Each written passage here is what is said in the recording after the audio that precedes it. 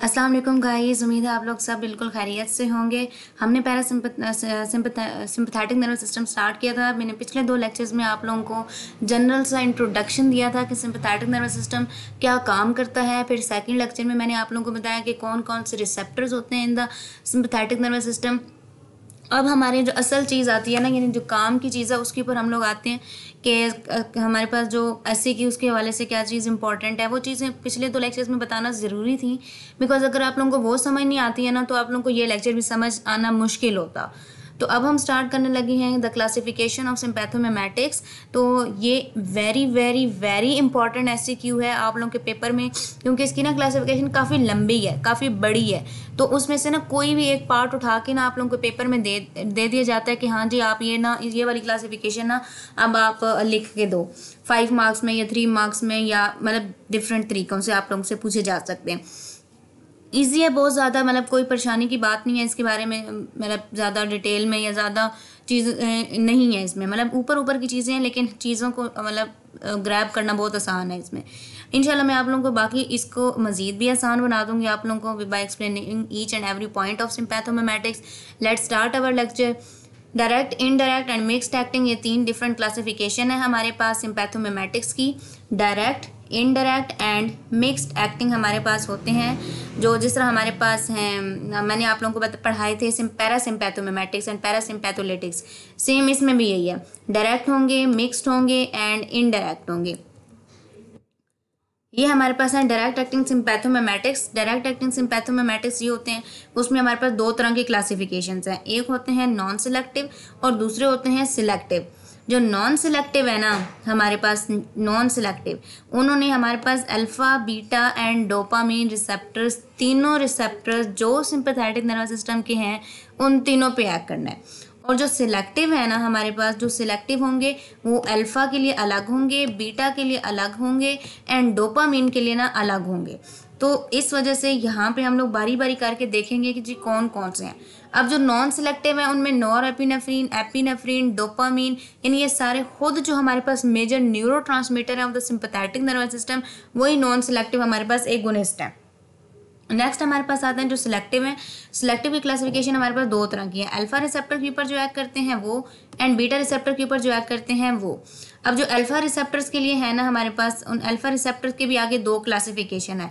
Non selective जिन्होंने alpha 1 और alpha 2 दोनों पे एक्ट करना है, एंड सिलेक्टिव जिन्होंने यानी अल्फा 1 के लिए अलग होंगे एंड अल्फा 2 के लिए वो अलग से होंगे। अब जो अल्फा 1 सिलेक्टिव हैं उनमें हमारे पास 3 ही हैं, आप लोगों को 2 इनमें से लाजमी याद होने चाहिए, चाहे पहले दोनों ही क्यों ना, फिनाइलेफ्रिन, मिडोड्रीन एंड मिथॉक्सामीन, बिकॉज पेपर में एटलीस्ट 2 लाजमी पूछते हैं ताकि आप लोगों को ना उस टाइम मुश्किल ना हो। जब मैं पढ़ती थी तो मैं तकरीबन सारी याद कर लेती थी। इसके अलावा जो अल्फा 2 सिलेक्टिव है उनमें हमारे पास आती हैं क्लोनिडीन, ब्रोमिनिडीन, एप्राक्लोनिडीन, ग्वानबेंस, ग्वानएफिसिन। ये सारी की सारी वेरी वेरी इंपॉर्टेंट हैं, क्योंकि ये सारी की सारी हम आगे पढ़ेंगे इन डिफरेंट ड्रग्स का क्या यूज़ है।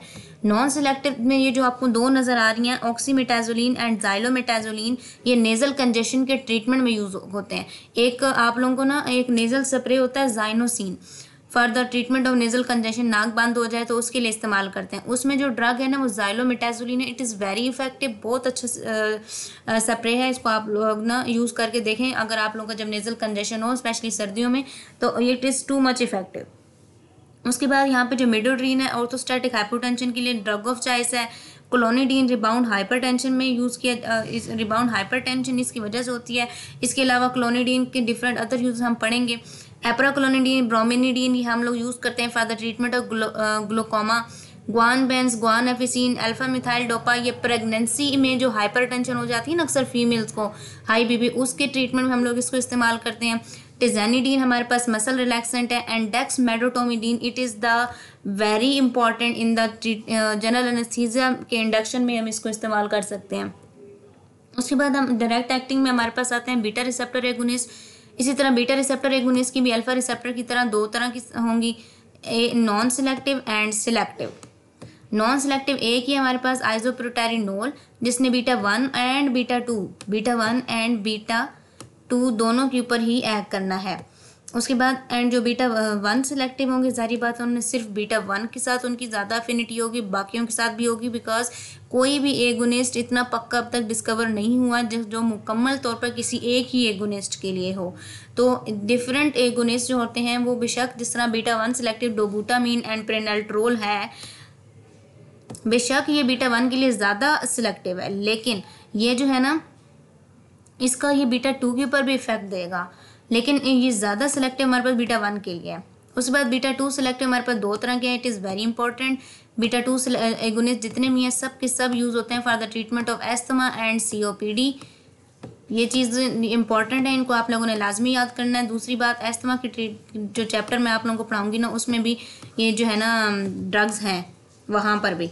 उसके बाद आते हैं हमारे पास बीटा 3 सिलेक्टिव, एक ही है मीराबिग्रान। ये हमारे पास पूछा जाता है SCQs and vivas and even in the quizzes वगैरह में भी। This mirabegron and this beta 1 selective prenalterol हमारे पेपर में हमसे बार बार ये क्विजेज में पूछा जाता था, ताकि हमें याद रहे। इसके अलावा बीटा 2 सिलेक्टिव में शॉर्ट एक्टिंग एल्बिट्रॉल, सल्बिटामोल, ये पीरबिट्रॉल, इसमें से पीरबिट्रॉल हमसे पूछा जाता था क्विजेज में।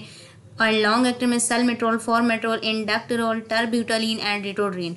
इनमें जो टर्ब्यूटालीन एंड रिटोड्रीन है ना, ये प्री टर्म लेबर, यानी अक्सर फीमेल्स को ना टर्म से पहले यानी 9 मंथ से पहले ही कॉन्ट्रैक्शन स्टार्ट होना शुरू हो जाती हैं, जिसकी वजह से प्री टर्म डिलीवरी यानी जो बेबी होता है मुकम्मल डेवलप नहीं होता। तो उसको रोकने के लिए हम जो टैबलेट्स देते हैं वो these are beta 2 agonist, terbutaline and ritodrine, ये दोनों ड्रग्स हैं। इसके अलावा यहाँ पे ये जो सेलब्यूटामोल है, ये इनहेलर जेल्टाइड, आप लोगों ने नाम सुना होगा अगर आप लोगों के घर में एस्थमेटिक पेशेंट्स हैं तो उनके इनहेलर के अंदर सेलब्यूटामोल और साथ में एक आधा कॉर्टिकोस्टेरॉइड दे देते हैं for the treatment of asthma. इसके अलावा हमारे पास ये आइसोप्रोटेरिनोल है। आइसोप्रोटेरिनोल का जो दूसरा नाम है that is isoprenaline and isopropyl norepinephrine. ये इन दोनों नाम से अगर आप लोग MCQs में पूछ लें तो आप लोगों ने घबराना नहीं है, ये दोनों की दोनों जो है ना एक्चुअली में वो हैं, दीज आर एक्चुअली द आइसोप्रोटेरिनोल के दो नाम है अलग से।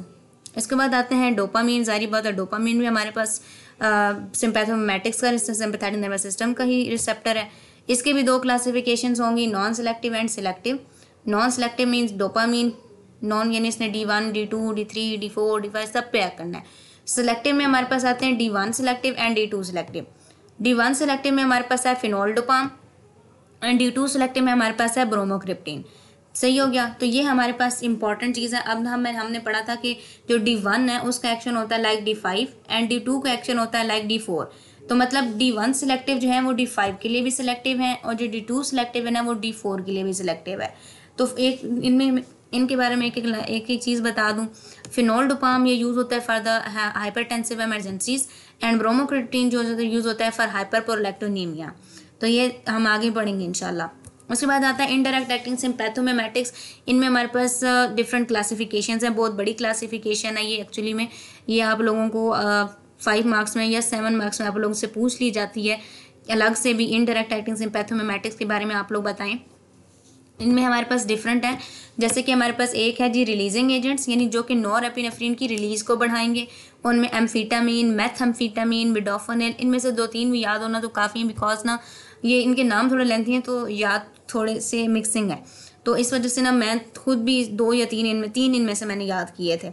इसके अलावा हमारे पास आते हैं अपटेक इनहिबिटर्स। मैंने आप लोगों को बताया था कि जब नॉरएपिनेफ्रिन रिलीज़ होता है, अपना काम कर लेता है, उसके बाद अल्फा-2 जो कि प्री सिनेप्टिक नर्व टर्मिनल के ऊपर प्रेजेंट होते हैं वहाँ पे जाके लगता है और अल्फा-2 से वापस वेजिकल के अंदर ले जाता है।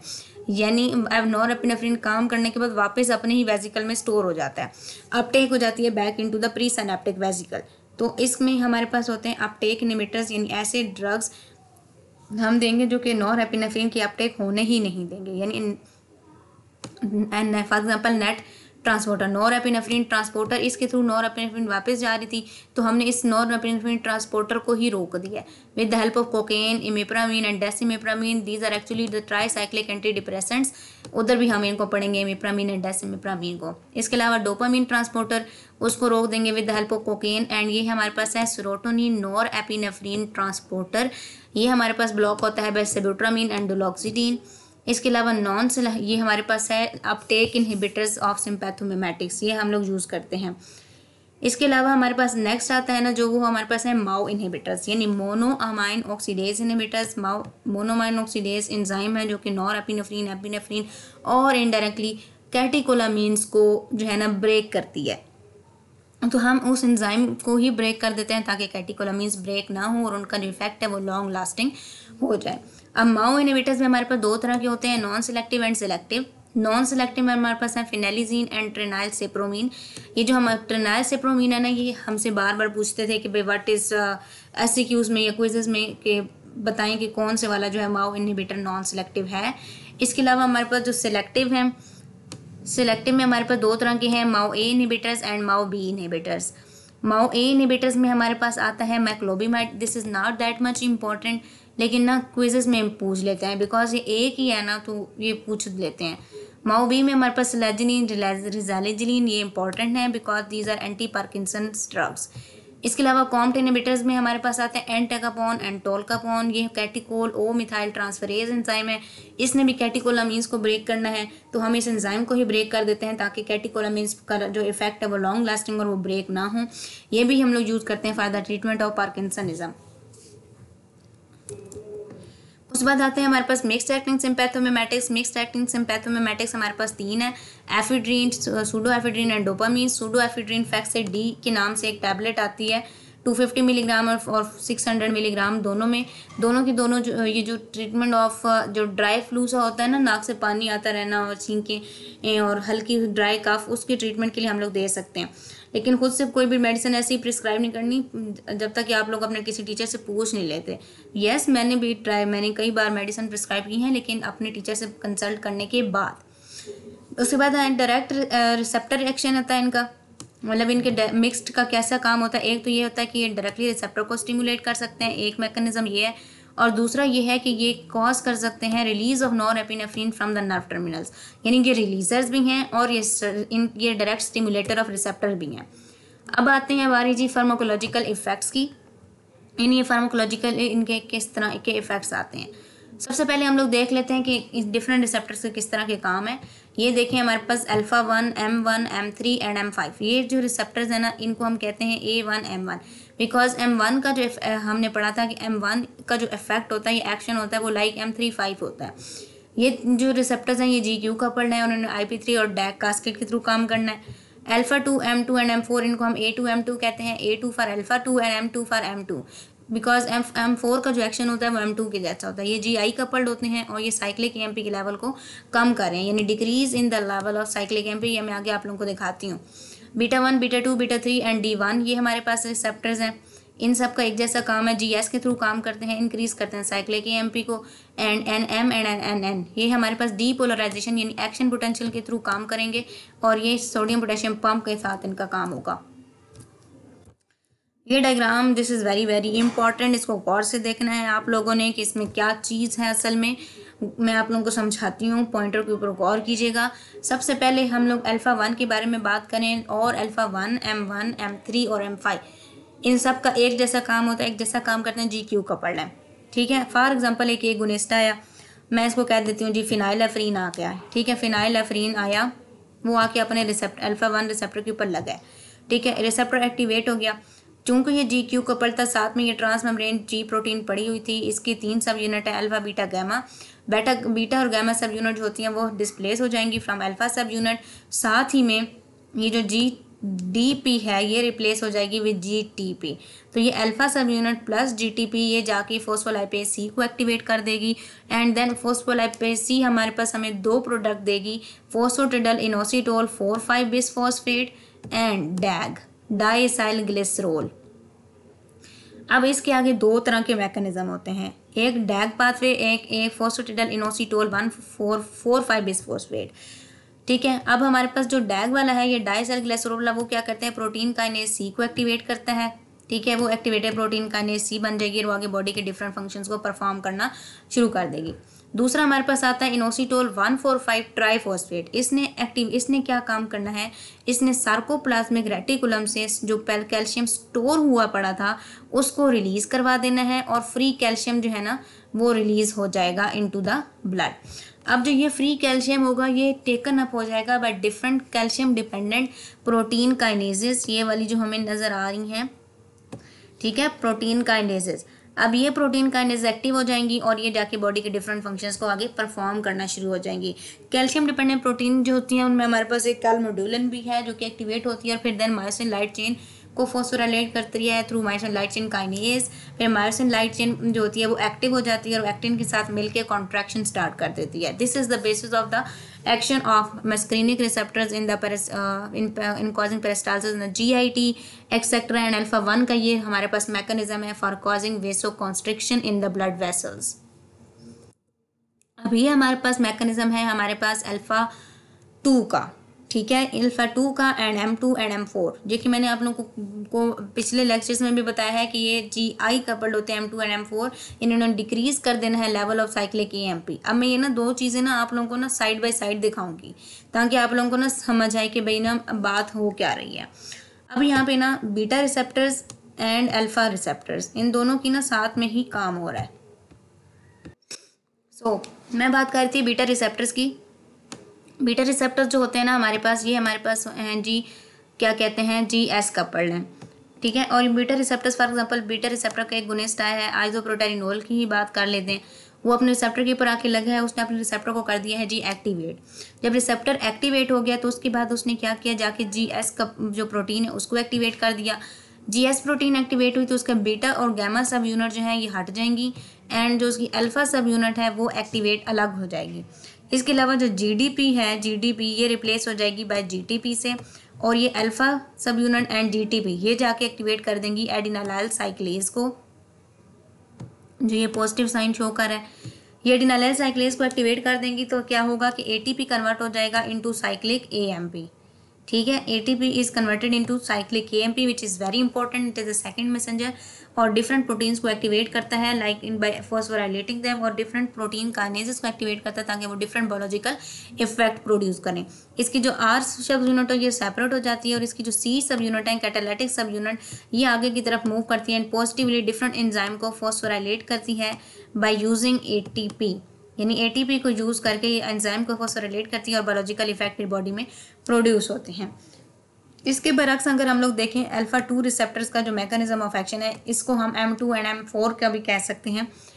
फॉर एग्जांपल अल्फा 2 का एगोनिस्ट क्लोनिडीन आया, उसने GI प्रोटीन को एक्टिवेट किया। इस प्रोटीन के एक्टिवेशन होने की वजह से बीटा गैमा सब यूनिट हलाक हो गई, अल्फा सब यूनिट से GDP रिप्लेस हो गया बाय GTP और अल्फा और GTP जो है ये वाली जो सब यूनिट है GI की इन्होंने जाकर इनहिबिट कर देना है जिस एडिनालाइल साइक्लेज को। ये पूरा का पूरा प्रोसेस जो है वो यहीं पर रुक जाएगा और रिलैक्सेशन हो जाएगी, कोई कॉन्ट्रैक्शन वगैरह नहीं होगी। सो दिस इज यहाँ के हम लोग बात करते हैं जी typical effect of norepinephrine and isoproterenol on blood pressure. ये आप लोगों की मिनी कैटसन से डायग्राम ली गई है। अब जब नॉरएपिनेफ्रिन है ना, ये मैंने आप लोगों को बताया था कि नॉरएपिनेफ्रिन जो है ये अल्फा 1 के ऊपर एक्ट करती है एंड वेसोकॉन्स्ट्रिक्शन कॉज करती है। तो क्या होगा कि ब्लड प्रेशर बढ़ेगा, टोटल पेरिफेरल रेजिस्टेंस बढ़ेगा, तो सिस्टोलिक एंड डायस्टोलिक बढ़ेगा जिसकी वजह से जो है ना मीन ब्लड प्रेशर भी बढ़ेगा। जब ब्लड प्रेशर बढ़ेगा तो क्या होगा कि जिस तरह कि मैंने ये रेड कलर के सर्कल से दिखाया हुआ है कि decrease in the heart rate होगा बिकॉज बैरोरिसेप्टर रिफ्लेक्स फ़ौरन से एक्टिवेट हो जाएगा कि जी बॉडी का ब्लड प्रेशर हाई हो रहा है, उसने फ़ौरन से जो है ना कैरोटिड साइनस और एओर्टिक आर्क के थ्रू जो सिग्नल आ रहा है मेडुला को देना है, मेडुला ने पैरासिम्पैथेटिक नर्वस सिस्टम एक्टिवेट करा के हार्ट रेट को कम करा देना है। उसके बरक्स आइसोप्रोटेरिनोल जो हमें पता है कि बीटा एगोनिस्ट है जो कि हार्ट के रिसेप्टर्स हैं। इसके अलावा बीटा रिसेप्टर्स जो होते हैं वो वेसोडाइलेशन करवाने में उनका मेजर रोल है, तो वेसोडाइलेशन होगी उसकी वजह से आइसोप्रोटेरिनोल की वजह से, तो डायस्टोलिक ब्लड प्रेशर इंक्रीज हो जाएगा, डिक्रीज हो जाएगा बाय बिकॉज ऑफ वेसोडाइलेशन और decrease in total peripheral resistance. लेकिन इसका जो सिस्टोलिक ब्लड प्रेशर है वो इंक्रीज हो जाता है बिकॉज जो है ना आइसोप्रोटेरिनोल का बीटा 1 के थ्रू हार्ट को स्टिमुलेट करा के हार्ट रेट को इंक्रीज करवा देता है। तो ये एक रीज़न है कि क्यों जो है हमारे पास आइसोप्रोटेरिनोल जो है वो कॉज करता है increase in the systolic blood pressure, ठीक है। अब ये टोटल मीन ब्लड प्रेशर बेशक थोड़ा सा इंक्रीज हो रहा है systolic, but that is so minor. तो मीन ब्लड प्रेशर जो होता है वो डिक्रीज ही होता है। जब ब्लड प्रेशर डिक्रीज होता है तो हार्ट को हमारे पास सिग्नल जाता है जी through baroreceptor reflex mechanism again, और दोबारा से जो है ना हार्ट रेट जो होता है वो इंक्रीज होना शुरू हो जाता है। ये हमारे पास थे कुछ क्लिनिकल पैरासिम्पैथेटिक नर्वस सिस्टम के सिम्पैथोमिमेटिक्स के इफ़ेक्ट्स, फार्माकोलॉजिकल इफ़ेक्ट्स हैं, उनकी mechanism of action different receptors की। अब हम देखेंगे इनका क्लिनिकल यूजेस क्या है और कहाँ कहाँ पे हैं। ये हमारे पास है जी लिस्ट ऑफ, बहुत बड़ी ये लिस्ट है जहाँ जिसमें से हम लोग कुछ कुछ पढ़ेंगे और जो आज के लेक्चर में आप लोगों को पढ़ाऊँगी, ठीक है। बाकी जो है मैं आप लोगों को नेक्स्ट लेक्चर में बताऊंगी कि कौन कौन सी और यूजेस हैं क्लिनिकल यूजेस सिम्पैथोमिमेटिक्स के। तो उनमें एक हमारे पास है शॉक के ट्रीटमेंट हम यूज़ करते हैं, हाइपोटेंशन में यूज़ करते हैं, हाइपरटेंशन में यूज़ करते हैं, orthostatic hypotension, cardiac अरिथमियाज and nasal decongestion. ये नेजल डीकंजेशन सारा इकट्ठा ही है, ये थोड़ा सा ना बाय मिस्टेक इस तरह हो गया। एस्थमा में, सीओपीडी में, allergic reaction, ophthalmic uses, narcolepsy, ADHD, reversal of priapism, ये सारी की सारी ट्रीटमेंट, बहुत बड़ी लिस्ट है for the treatment of sympathomimetics की। बहुत जगहों पे इनका क्लिनिकल यूज़ है। हम वन बाय वन डिफरेंट जगहों पे हम इनका रोल देखेंगे और मैं आप लोगों को साथ साथ बताऊंगी कि कौन सी मेडिसिन किस डिजीज़ के लिए है, लेकिन आपने प्रिस्क्राइब विदाउट योर टीचर नहीं करनी, तो खुद ही से अभी से नहीं बन जाना, ठीक है। कंसल्ट कर लेना पहले अपने किसी डॉक्टर से या किसी टीचर वगैरह से, ताकि आप लोगों को कन्फर्म हो जाए। तो ये हम लोग वन बाय वन देखते हैं। सबसे पहली बात है ऑर्थोस्टैटिक हाइपोटेंशन। ऑर्थोस्टैटिक हाइपोटेंशन मैं आप लोगों को यहाँ से दिखाती हूँ। ऑर्थोस्टैटिक हाइपोटेंशन की जो सिम्टम्स हैं वो हैं डिजीनेस, ब्लड विजन, फटीक, थकावट महसूस होना, वीकनेस एंड फेंटिंग। अब ये बंदा परेशान हुआ खड़ा है, जी मुझे तो ये सारा कुछ हो गया, अब मेरे साथ क्या होगा, अब मैं क्या करूँगा। लेकिन सिम्पैथोमिमेटिक्स जो हैं वो दौड़े दौड़े आते हैं और कहते हैं नहीं, हम हैं और हम आपकी इन सारी की सारी जो सिचुएशंस हैं इनको ठीक कर लेंगे। पहली बात है ऑर्थोस्टैटिक हाइपोटेंशन का मतलब क्या है। ऑर्थोस्टैटिक हाइपोटेंशन का मतलब ये है कि अगर कोई बंदा बैठा हुआ है, for example this patient is in sitting position, तो क्या होगा कि ये जब खड़ा होता है अचानक से, जैसे दिन में ही ना तारे नज़र आने लग पड़ते हैं। बिकॉज क्यों इसे नज़र आते हैं ये तारे, क्योंकि इसका जो ब्लड प्रेशर होता है ना वो ड्रॉप कर जाता है सडनली, ठीक है। तो ये देखें इसका बिकॉज जो इसका जो ब्लड होता है ना सारा ग्रेविटी की वजह से इधर लेग्स के अंदर आ जाता है और ब्रेन को जो है ना पहुंचता ही नहीं है, ब्रेन को ऑक्सीजन या ब्लड की कमी हो जाती है, जिसकी वजह से इसे चक्कर आने लग पड़ते हैं और ये सारे सिम्टम्स में अपीयर होते हैं। इसके अलावा ये घर में अगर आप लोगों ने कभी नोटिस किया हो, कोई बंदा बैठा हो तो उसके अंदर ये सारे सिम्टम्स आते हैं। अब यहाँ से देख लिए मैंने सारे सिम्टम्स आप लोगों को बता दिए हैं। इसके अलावा ये देखिए ना, ये चीज़ें इंपॉर्टेंट हैं।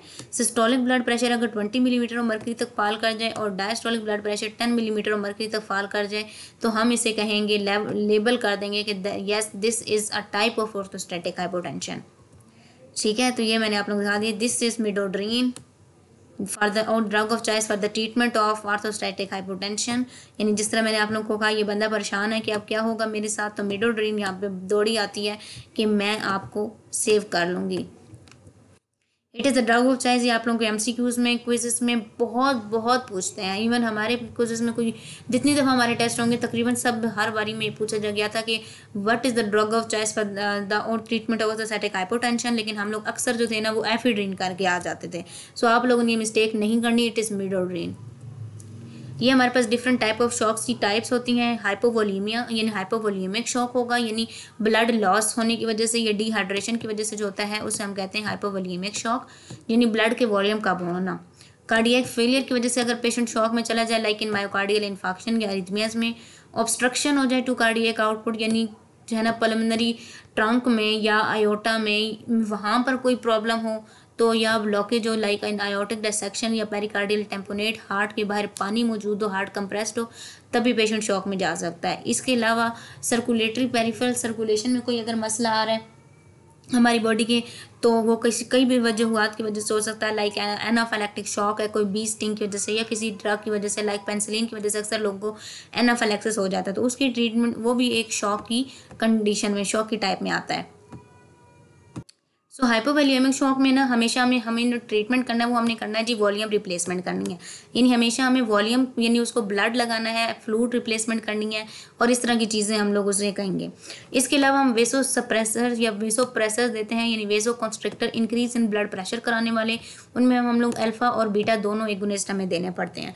रीज़न क्या है कि अगर हम प्योर बीटा एगोनिस्ट देंगे ना तो क्या होगा कि ब्लड फ्लो तो बढ़ जाएगा लेकिन ब्लड प्रेशर कम हो जाएगा, बिकॉज बीटा एगोनिस्ट होते हैं सारे वेसोडाइलेशन करते हैं। इसकी वजह से क्या होगा कि हार्ट को ब्लड पहुंचता है लेकिन कम पहुंचता है और देर से पहुंचता है। तो हार्ट को थोड़ी देर भी ब्लड ना पहुंचे तो उसमें इस्कीमिया होने का खतरा हो जाता है। तो इस वजह से कभी भी प्योर बीटा एगोनिस्ट नहीं देने। और अगर प्योर अल्फा एगोनिस्ट दे देते हैं तो क्या होगा कि वास्कुलर टोन बढ़ जाएगी, ब्लड प्रेशर बढ़ जाएगा। जब ब्लड प्रेशर बढ़ जाएगा तो हमारे पास बैरोरेसेप्टर फ्लेक्स मैकेनिज्म के थ्रू हार्ट रेट कम हो जाएगा और कार्डियक आउटपुट भी कम हो जाएगा। तो इस वजह से हमने प्योर अल्फा एगोनिस्ट भी नहीं देने और प्योर बीटा एगोनिस्ट भी नहीं देने। तो हमने क्या करना है, हमने इन दोनों का मिक्सचर देना है। ठीक है, हम दोनों का मिला के देंगे तब जाकर हमें डिज़ायर्ड चीज़ मिलेगी। ये हाइपोवॉल्यूमिक शॉक की मैंने पिक्चर दी है फनी सी कि अगर आप लोगों को गलती से किसी ने स्टैब कर दिया है या आपने खुद को खुद ही स्टैब कर दिया है, कुछ लोग सुसाइड करने के लिए करते हैं, तो उसकी वजह से ब्लड में से लॉस हो जाएगा, प्लाज्मा का हेमरेज हो गया है, या डायबिटीज़ इंस्पाइडस के पेशेंट जिनको एक्सेसिव यूरिनेशन होती है या डायूरेटिक जो ले रहे होते हैं फर्दर ट्रीटमेंट, हाइपरटेंशन पेशेंट, उनमें भी ये कंडीशन बहुत सवेयर होती है, उनमें भी ये सारी चीज़ें सिम्टम्स वगैरह हाइपोवॉल्यूमिक शॉक के आते हैं। इसके अलावा सेप्टिक शॉक है, एंटीबायोटिक्स इस बिकॉज सेप्टिक शॉक हमेशा बैक्टीरियल टॉक्सिन्स की वजह से होता है, like toxic shock syndrome toxin. अगर आप लोग देखें मेरे वो लेक्चर्स स्टेफ्लोकोकस ऑरियस और स्ट्रेप्टोकोकाई मैंने आजकल शुरू किया हुआ है, तो आप लोगों को वो समझ आ जाएगी कि वहाँ पे हम लोग हमेशा एंटीबायोटिक देते हैं, लाइक एमोक्सिसिलिन, पेनिसिलिन वगैरह वगैरह। इसके अलावा कार्डियोजेनिक जो ये देखें बेचारा हार्ट ये थका खड़ा है जी, अब मैं मेरी बस हो गया, मैं शौक में चला गया हूँ, मुझे कुछ करो, मुझे कुछ ठीक करो। ये बेचारा इंतज़ार में खड़ा है कि कोई आए और मुझे ठीक करे। तो क्या होता है कि सिम्पैथोमिमेटिक्स में हमारे पास डोबूटामीन, बीटा 2 एगोनिस्ट, डोपामीन का ही एगोनिस्ट एंड नॉरएपिनेफ्रिन आते हैं और जो है ना हार्ट को ठीक कर लेते हैं। सही हो गया। तो ये आप लोगों को ना मैं सारे के सारे जो इसके क्लिनिकल यूजेस हैं सारे इस वजह से बता रही हूँ ताकि ना, क्योंकि पेपर में अक्सर 10 write 11 uses of the clinical use of the sympathomimetics या write 10 clinical uses of the sympathomimetics पूछा जाता है। तो इस वजह से ना आप लोगों को ये सारी चीज़ें ना पता हों तो ही आप लोग ये कर पाएंगे, 11 या 12 लिख पाएंगे। इसके अलावा this is anaphylactic shock. Anaphylactic shock very very important, ये पूरा का पूरा एमसीक्यू है आप लोगों का, ये मैंने जिस गंदा सा लिख दिया है यहाँ पे। इसके अलावा ये मैंने इस स्लाइड को बहुत बहुत ज़्यादा लिखा है बिकॉज ये बहुत ज़्यादा गंद मारा हुआ है, ताकि आप लोग इस स्लाइड को बहुत बहुत देखो, ताकि ना because it is very important. आप हमारे एमसीक्यूज में भी सवाल आया था और मैंने इसको मिस्टेकनली गलत कर दिया था थोड़ा सा। अब मुझे डायग्नोज मैंने कर लिया था कि yes it is anaphylactic shock, लेकिन मुझे ये मतलब कंफर्म नहीं लिख हो पाया था मेरे से। तो drug of choice for the treatment of anaphylactic shock is adrenaline. ये आप लोगों ने जो है ना लाजमी इसके ऊपर काम करना है, लाजमी इसको याद करना है फॉर एमसीक्यू से आप लोगों से ड्रग पूछी जाएगी। इसके अलावा जो ट्रीटमेंट है एनाफिलैक्टिक शॉक का दैट इज़ ABC, एंटीहिस्टामिन दे सकते हैं, ब्रोंकोडायलेटर्स दे सकते हैं, कोर्टिकोस्टेरॉइड दे सकते हैं। एंड ये जो एड्रेनालिन की डोज है ना 1:1000 और 0.3 to 0.5 milligram, it is very important, ये आप लोगों ने याद करनी है फॉर MCQs। ये आप लोगों ने एडवांस इनटू द आर्म इसका इंजेक्शन लगाना है ताकि एनाफिलैक्टिक शॉक फ़ौरन से रिलीव हो सके। ये है एनाफिलैक्टिक शॉक के रीज़न, लाइक गंदों की कटाई के मौसम में हो सकता है एनाफिलैक्टिक शॉक, दूध की वजह से हो सकता है एनाफिलैक्टिक शॉक। इसके अलावा कोई चीज़ काट जाए, ये क्रैब्स हो गए या वैसे कीड़े मकोड़े के काटने से या ड्रग्स की वजह से भी हमारे पास एनाफिलैक्टिक शॉक हो जाता है, जिसकी वजह से बॉडी में different spots, runny eyes, nose सब कुछ हो जाता है। ये देखें बी स्टिंग, अब ये बच्चा बेचारा परेशान पड़ा है, डॉक्टर जो है वो हैप्पी है, वो कह रहे हैं कि हाँ अच्छा तो ये इसको एनाफिलैक्टिक शॉक हो गया है, ये पीनट्स वगैरह से हो सकता है, इससे भी हो सकता है। अब उसको क्योंकि डॉक्टर को तो पता है कि मैंने इसे एपिनेफ्रिन लगानी है एकदम से आम है, तो इसने बिल्कुल ठीक हो जाना। सो शी इज़ हैप्पी कि इसका जो पेशेंट है ना वो बिल्कुल ठीक हो जाएगा। इसके अलावा ये देखें 2 किडनीज़ हैं। अब ये किडनीज़ ने टेस्ट कराया कि भाई हम मतलब एक टेस्ट दिया है कि भाई हमें हमारा क्या हाल है, या मतलब अपने आप को चेक करने के लिए कि हम कैसे हैं। तो रिपोर्ट जब आई तो इनको रिपोर्ट में बताया गया कि यस किडनी तो फेल है। अब ये दोनों परेशान खड़े हैं कि अब हम तो फेल हो गए, अब हम क्या करें। तो इस वजह से क्या होगा कि लेकिन इनकी परेशानी दूर करने के लिए आ जाती है डोपामीन। ठीक है, डोपामीन बहुत इंपॉर्टेंट है इस for the treatment of renal shutdown या रीनल शॉक। तो ये जो है ना इम्पॉर्टेंट, ये भागी आएगी कि नो वरीज, परेशान होने की ज़रूरत ही नहीं है। तो इंट्रावीनसली हम इंजेक्ट करते हैं डोपामीन 200 मिलीग्राम, लाइक इसमें हमारे पास डोज दी गई है मेडिसिन में, तो ये आप लोगों ने देनी है, तो रीनल शटडाउन में ये पेशेंट ठीक हो जाएगा। Thank you so much. आज का लेक्चर हम यहीं पे ख़त्म करते हैं, बिकॉज ज़्यादा लेंथी हो जाए ना तो याद भी नहीं होता और समझ भी नहीं आती है। तो इंशाल्लाह जो बाकी हमारे पास क्लिनिकल यूजेस रह गए हैं ऑफ द सिम्पैथोमिमेटिक्स, इससे अगले लेक्चर में हम इंशाल्लाह वो कंप्लीट कर देंगे ताकि हमारा सिम्पैथोमिमेटिक्स कंप्लीट हो जाए। Then we will start sympatholytics. Lecture को पसंद आए तो ज़रूर लाइक कीजिएगा और बाकी सबके साथ भी शेयर कीजिएगा। Thank you so much. Also subscribe this channel. It's very useful for all of you.